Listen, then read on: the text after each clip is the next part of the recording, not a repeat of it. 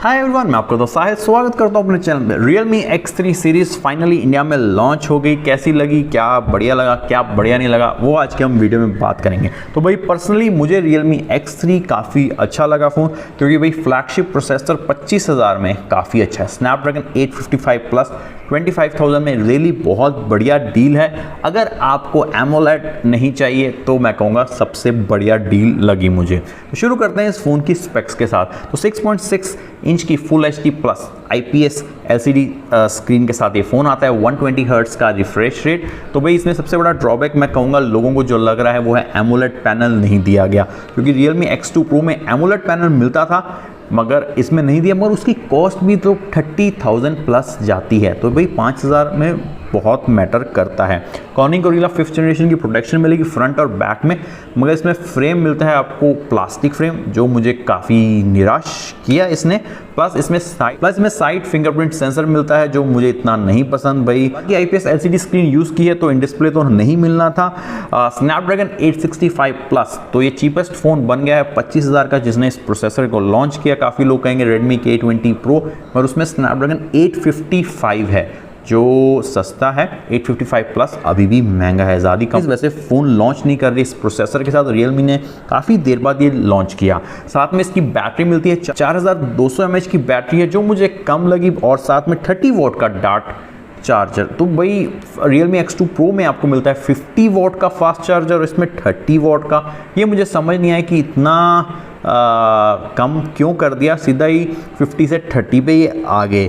साथ में 6GB RAM और 8GB Realme X3 में ऑप्शन मिलती है, और X3 सुपर जूम में मिलती है 8GB रैम और 12GB रैम की। UFS 3.0 का सपोर्ट मिलता है, और स्टोरेज आपको 128 प्लस 256GB LPDDR4X के साथ मिलती है।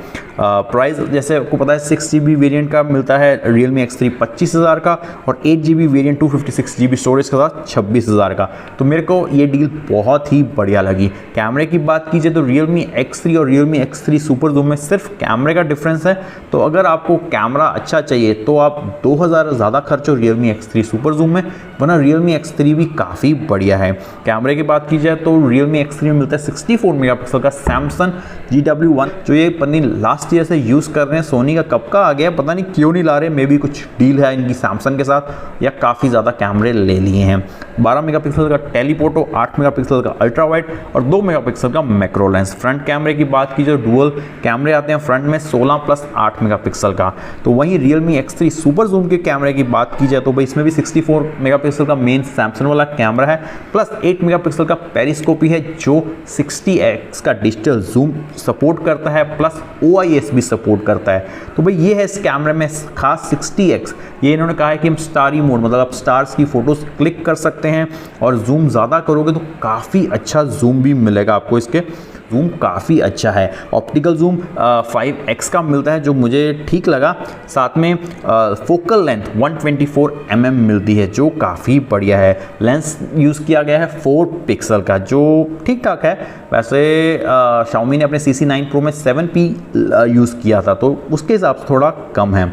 फ्रंट कैमरे की बात की जाए Realme X3 सुपर जूम में 32 मेगापिक्सल प्लस 8 मेगापिक्सल का अल्ट्रा वाइड यूज़ किया गया है, जो मेरे हिसाब से काफ़ी बढ़िया है।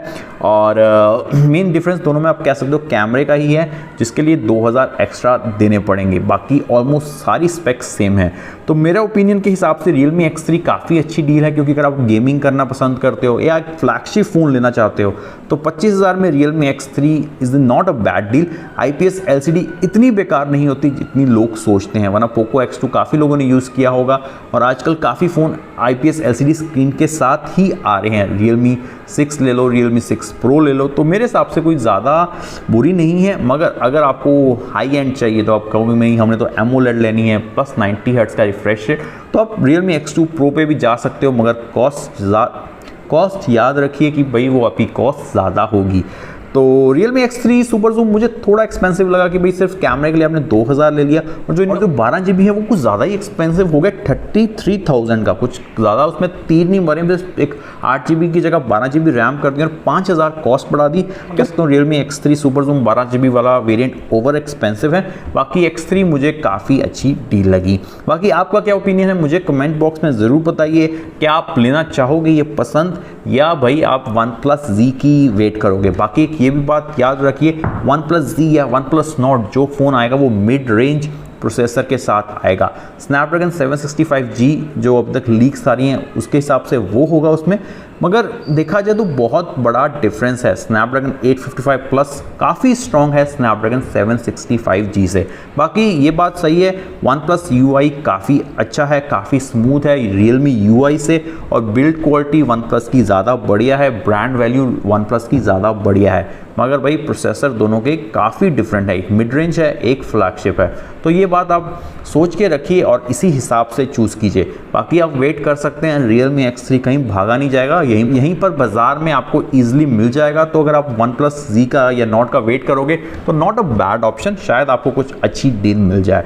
तो मेरे हिसाब से Realme X3 not bad, Realme X3 super zoom little expensive. तो भाई आपका क्या ओपिनियन है मुझे कमेंट बॉक्स में ज़रूर बताइए। आज की वीडियो में बस इतना ही।